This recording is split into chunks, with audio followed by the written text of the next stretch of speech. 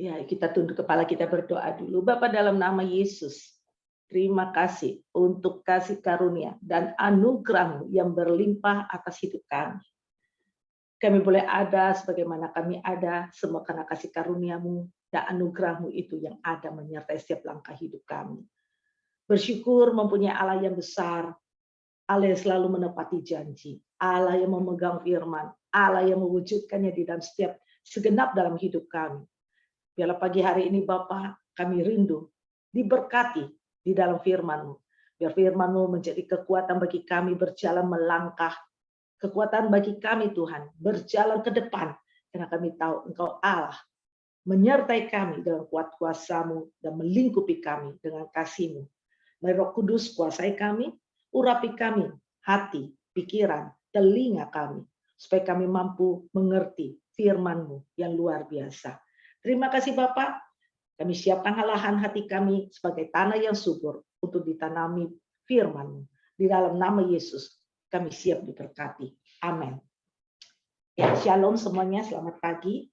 Ya, puji Tuhan, lama tidak berjumpa nih dengan GBI Jatinegara. Ya, apa kabar semuanya? Puji Tuhan ya. Rasanya udah 2 tahun nih tidak pernah jumpa.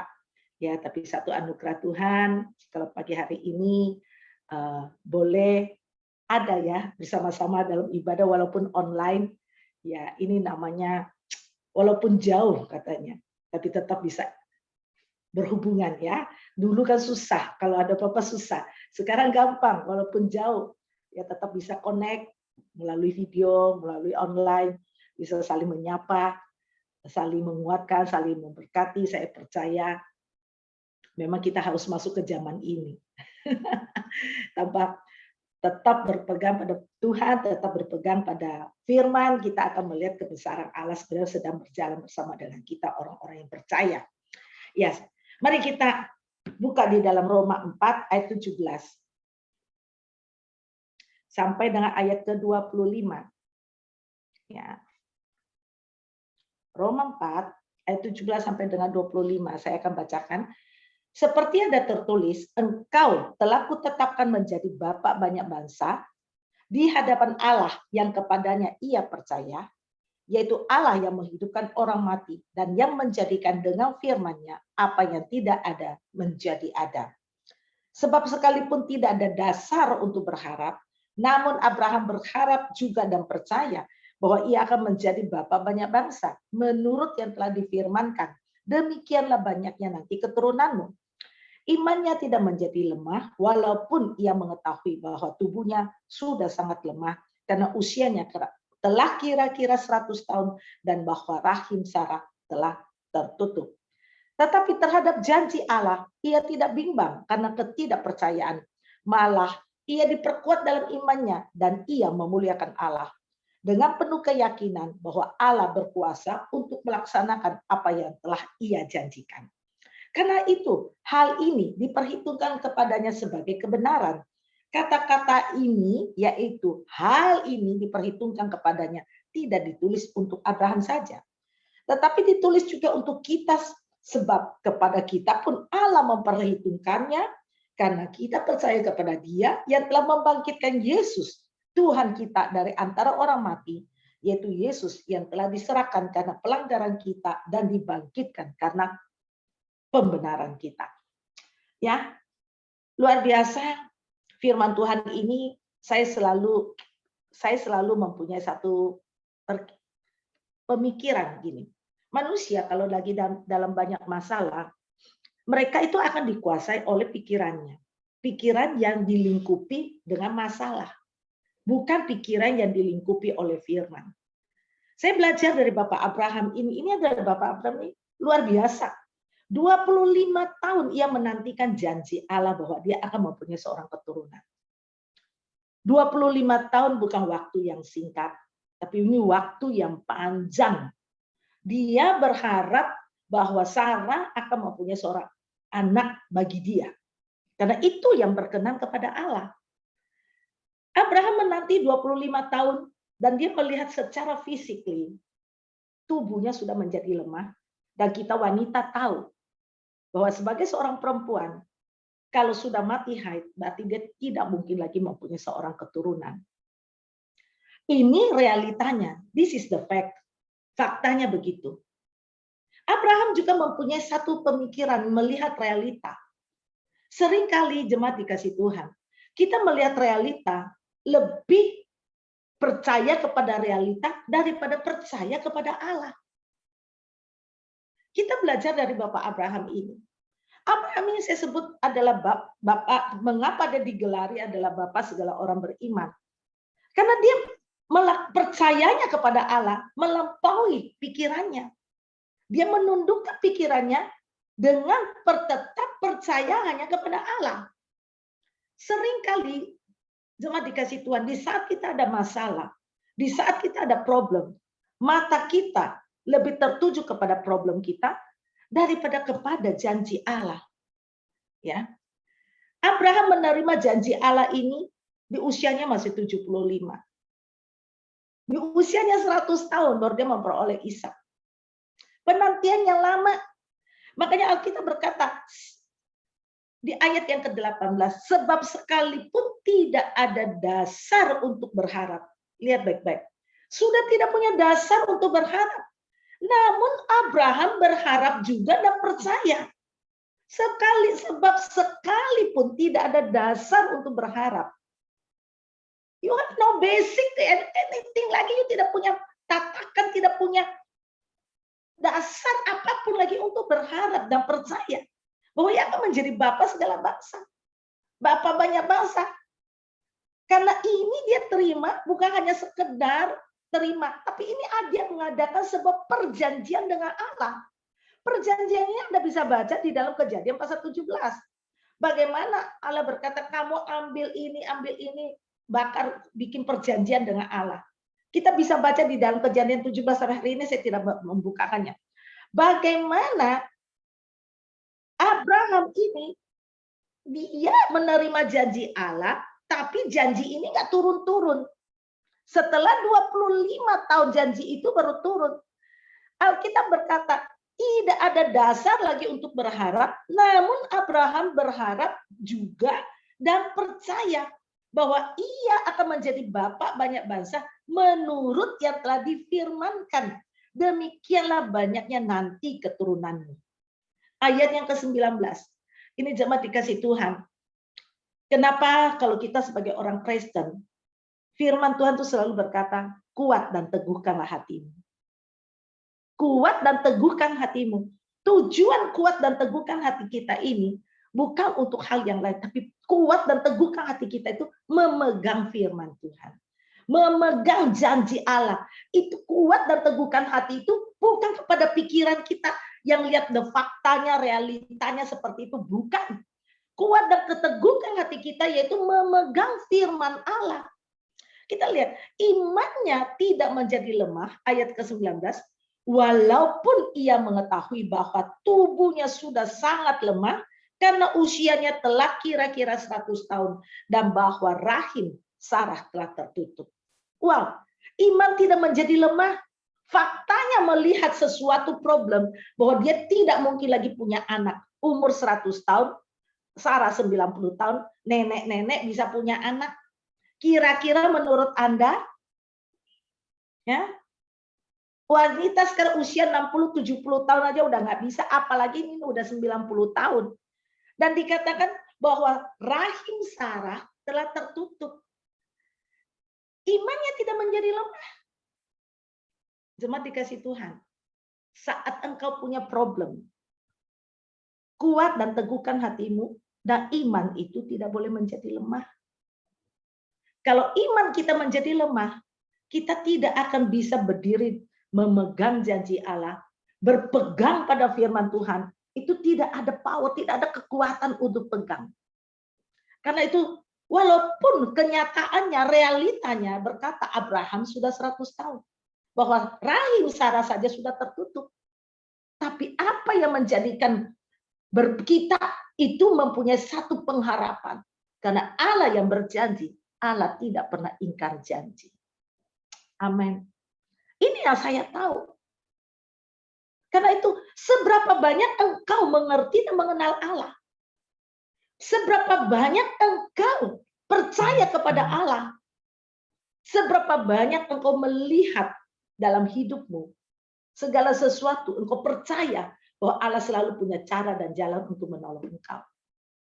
Sekalipun tidak ada dasar untuk berharap, tapi Abraham tetap berharap. Karena kenapa? Abraham cuma punya satu pemikiran, dia itu Tuhan. Allah tahu, Abraham tahu siapa Allahnya. Dia mengenal Allahnya. Makanya berkata, dia percaya kepada apa yang ada. Dia percayanya itu bukan seperti percaya biasa lagi. Dia sampai satu titik, apa kalau Allah mau, apa sih yang susah bagi dia? Nah, di ayat 17-nya, seperti ada tertulis, engkau telah kutetapkan menjadi bapak banyak bangsa di hadapan Allah yang kepadanya ia percaya. Nah, ini percaya hatinya Abraham, yaitu Allah yang menghidupkan orang mati dan yang menjadikan dengan firman-Nya apa yang tidak ada menjadi ada. Ini basic daripada Abraham kenapa percaya kepada Allah. Karena dia tahu, dia itu Tuhan. Dia bisa sanggup melakukan apa yang tidak ada menjadi ada. Dia bisa membangkitkan, menghidupkan orang yang mati, dan menjadikan dengan firman-Nya apa yang tidak ada menjadi ada. Ini luar biasa, sebuah hati yang percaya, yang begitu luar biasa, yang dia letakkan kepada Allah, tidak berdasarkan kepada pikirannya sendiri. Jemaat dikasih Tuhan, seringkali kita gagal, kenapa? Karena kita berdasarkan kepada pikiran kita percaya kepada Allah. Kita bukan berdasarkan kepada pribadi Allah, kita melihat Allahnya. Ini yang salah. Kita berdasarkan pikiran kita melihat kepada Allah. Pribadi Allah adalah besar. Dia penuh kasih. Dia penuh kebesaran, penuh keagungan, penuh kuasa. Dia sanggup menciptakan dari yang tidak ada menjadi ada. Masa hanya sekedar apa yang kita perlukan dia tidak bisa lakukan? Saya tidak percaya itu, jemaat. Karena hidup saya adalah every day in the miracle of God. Di saat pandemi seperti ini, banyak orang justru hamba-hamba Tuhan yang tidak melayani, gereja tidak buka, kehidupan mereka bagaimana?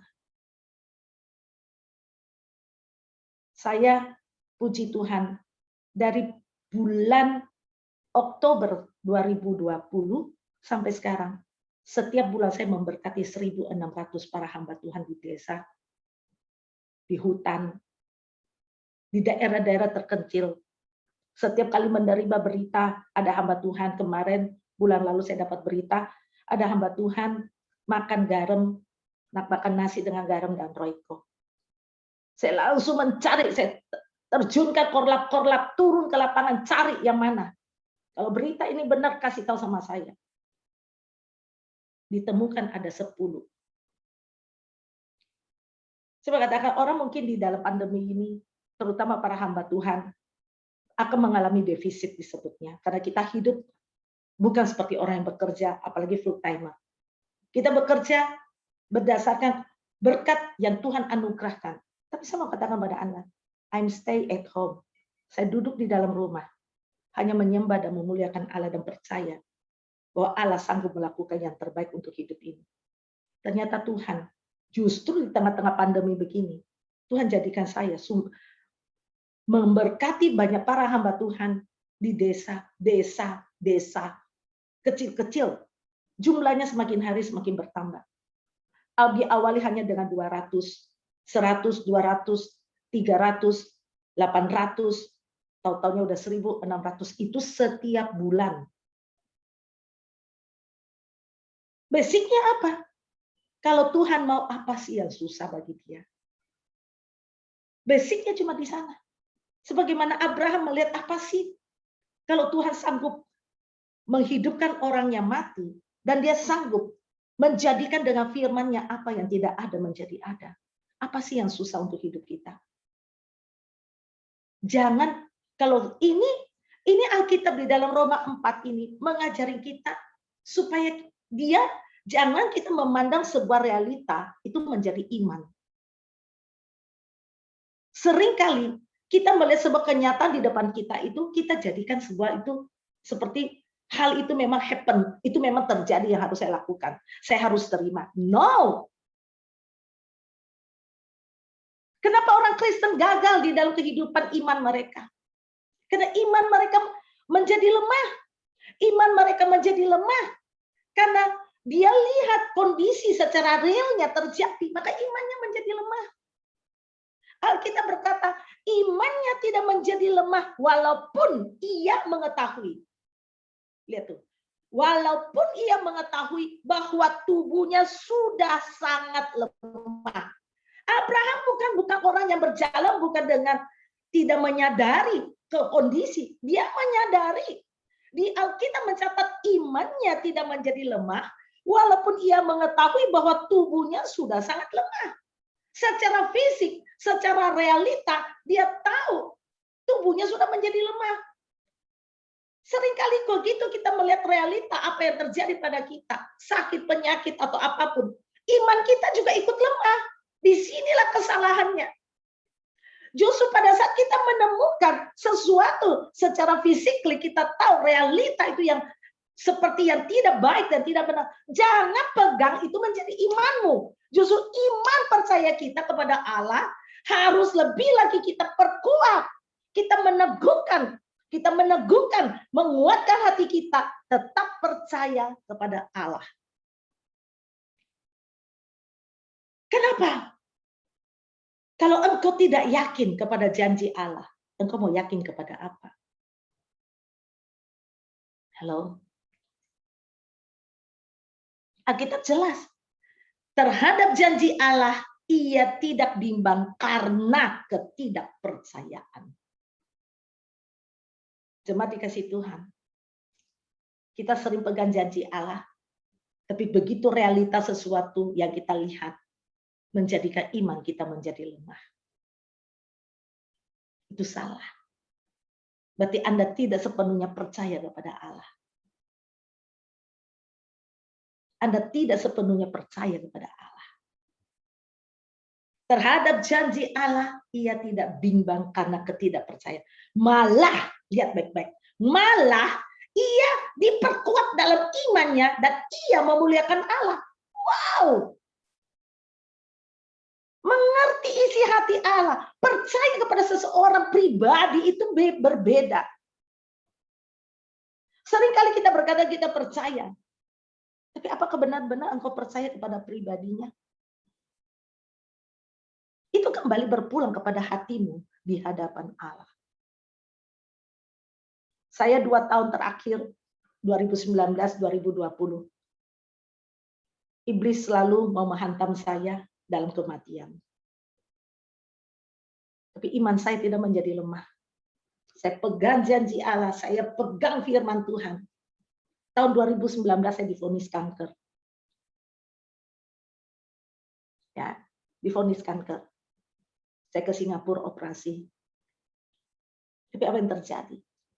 Saya cuma berkata, Tuhan, hidup ini milikmu. Engkau tidak pernah akan mempermalukan aku, Tuhan. Engkau tidak pernah akan meninggalkan aku. Itu engkau yang berbicara, Tuhan.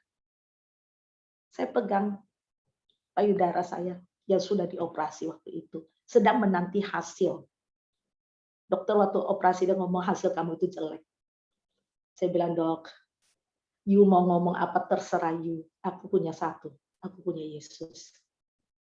Sampai waktu dia mau operasi dia ngomong dalam saya, Cu Yesus itu funida. Karena dia ternyata seorang Kristen. Dia ngomong, Tuhan Yesus akan memberkati kamu. Saya berkata, oh iya pasti. Karena aku anaknya. Dia tidak pernah akan meninggalkan aku.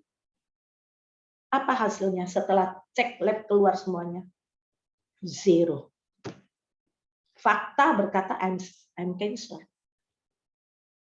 Hasil lab berkata 0.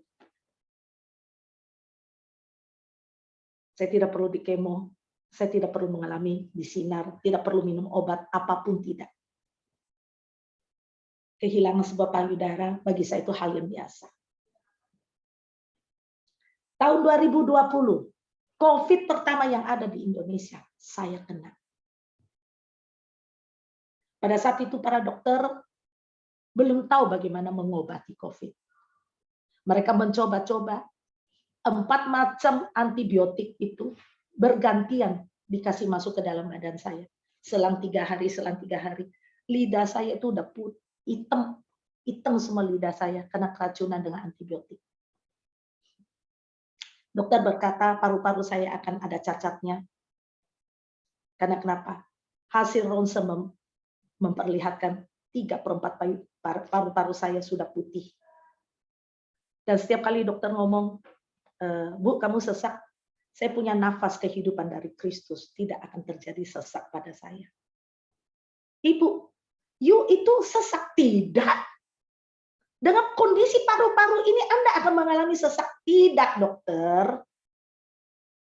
Saya tidak sesak. Ya.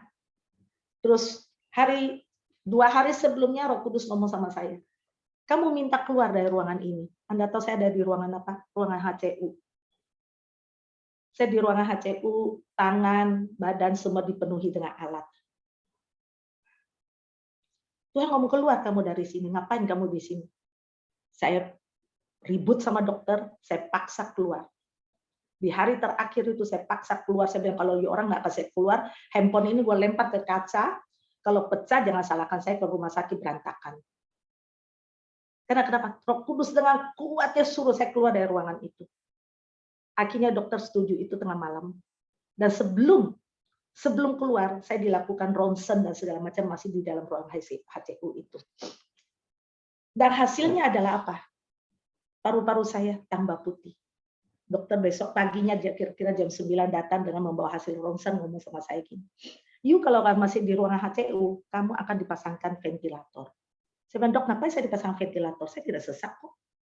Tapi kondisi paru-paru Anda seperti ini, pasti kamu dipasangnya ventilator. Tidak, dokter. Dokter suruh tanda tangan.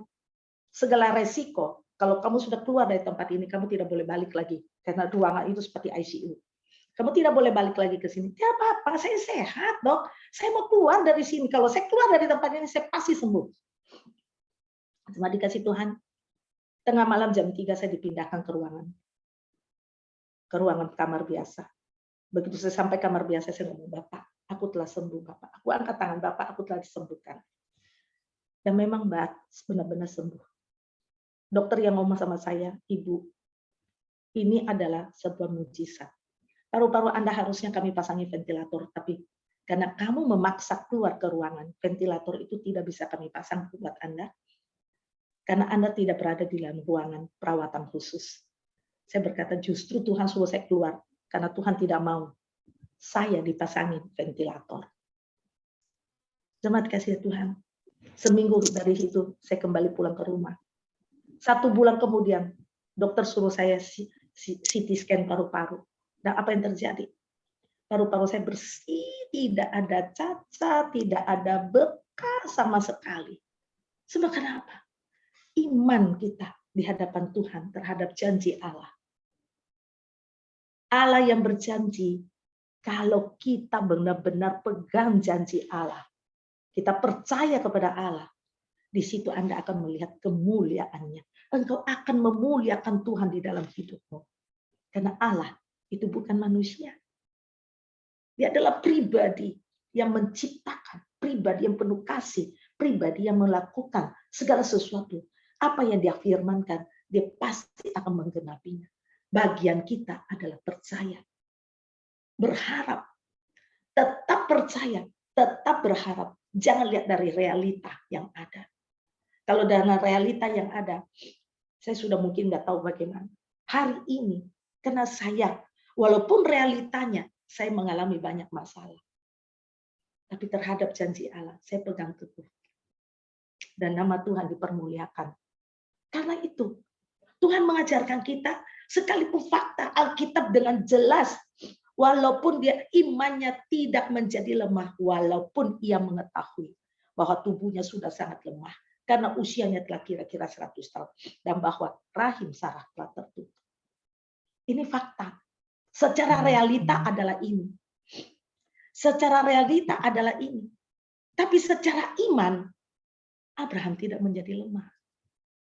Lihat baik-baik. Secara fakta, Abraham tahu, dia mengetahui bahwa tubuhnya sudah sangat lemah. Secara fakta loh. Karena usia kira-kira 100 tahun, rahim Sarah pun telah tertutup.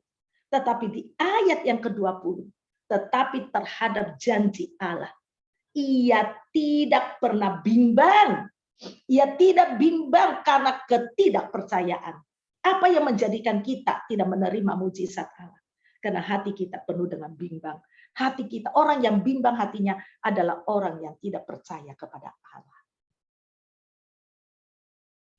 Orang percaya, kita akan diuji banyak hal dalam hidup.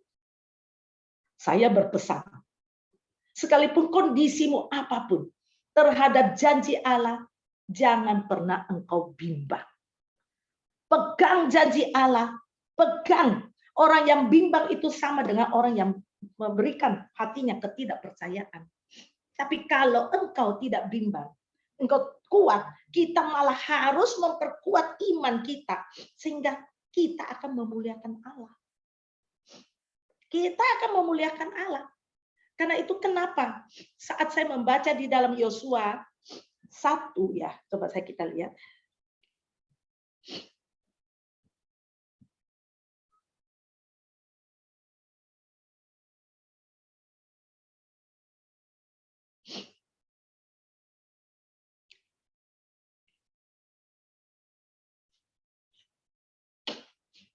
Kita lihat Yosua 1 ayat 8 dulu.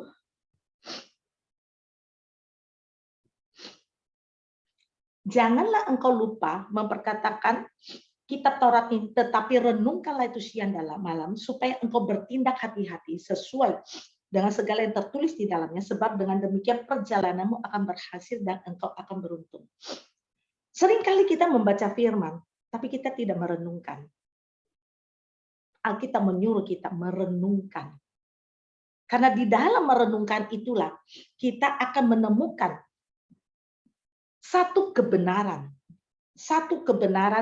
di dalam kita, dalam firman itu, supaya kita mampu berjalan dalam kebenaran dan segenap janji Allah. Ya. Di dalam Yosua 1 ayat 6, kuatkan dan teguhkanlah hatimu, sebab engkaulah yang akan memimpin. Lihat baik-baik, kuatkan dan teguhkanlah hatimu. Ya, lihat baik-baik. Ayat 6 dan ayat yang ke-7. Hanya kuat dan teguhkanlah hatimu sungguh-sungguh. Kenapa kok firman Tuhan itu terus turun? Ya. Ayat yang ke-9. Bukankah telah kuperintahkan kepadamu, kuatkan dan teguhkanlah hatimu. Janganlah engkau kecut dan tawar hati. Sebab Tuhan Allahmu menyertai engkau kemanapun engkau pergi. Ya. Apa yang Tuhan berikan, dia selalu menyuruh kita. Pertama, kita merenungkan. Yang kedua, kita harus menguatkan hati. Kuatkan hati dan kuatkan pikiran. Kuatkan di dalam kita. Kuatkan dan teguhkan hatimu. Karena kenapa? Kalau bukan kita yang menguatkan hati kita dan meneguhkan hati kita, kita akan melepaskan satu kekuatan yang besar, yaitu firman Allah. Makanya kenapa? Pertama kita merenungkan firman. Percaya itu adalah kebenaran dan itu adalah janji Allah. Kuat dan teguhkanlah hatimu. Maka engkau akan melihat kebesaran dan kemuliaan Tuhan beserta di dalam firman-Nya itu. Maka tidak heran Yesaya 55 ayat 11 berkata apa? Firman Allah yang keluar dari mulutnya tidak pernah kembali kepadanya dengan sia-sia. Karena ia akan melakukan apa yang ia perintahkan. Demikianlah firman-Ku yang keluar dari mulutku, ia tidak akan kembali kepadaku dengan sia-sia, tetapi ia akan melaksanakan apa yang telah diperintahkan dan akan berhasil dalam apa yang telah kusuruh kepadanya. Dengar baik-baik. Kenapa kita perlu merenungkan firman? Sekalipun fakta yang ada pada kita, kenyataan yang seperti Abraham melihat, Sarah rahimnya telah tertutup dan ia telah lemah. Tapi terhadap janji Allah, ia tidak pernah tidak percaya atau bimbang. Karena dia tahu Allah yang berfirman pasti akan melakukannya. Amin. Mari kita tunduk kepala. Bapa, dalam nama Yesus, kami bersyukur, berterima kasih. Karena kami punya Allah yang hebat. Kami punya Allah pribadi yang berfirman dan pasti melakukannya. Karena itu Bapak, kami menguatkan hati kami dan pikiran kami dan percaya kami kepada-Mu. Karena kami tahu, melalui Engkaulah kami akan melihat kasih kuasa-Mu dan memuliakan Engkau dengan apa yang terjadi dalam hidup ini. Makasih Tuhan Yesus, terima kasih untuk pengorbanan-Mu, terima kasih telah mengembalikan kami menjadi anak-anak yang Kau kasihi. Terima kasih ya Allahku, biarlah firman-Mu menjadi kekuatan bagi kami untuk menjadi dasar bagi kami untuk percaya dan melangkah dan meneguhkan hati kami dan menguatkan hati kami terhadap Engkau dalam merenungkan firman-Mu, memegang erat janji-Mu. Karena Engkau Allah yang berfirman, tidak pernah gagal, tidak pernah lalai, tidak pernah berbohong.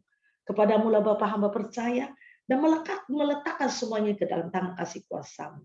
Demi nama Yesus Kristus, Tuhan dan Juru Selamat yang hidup. Bila firman yang hidup ini Tuhan, termateraikan di dalam loh hati kami. Dalam nama Yesus. Amin.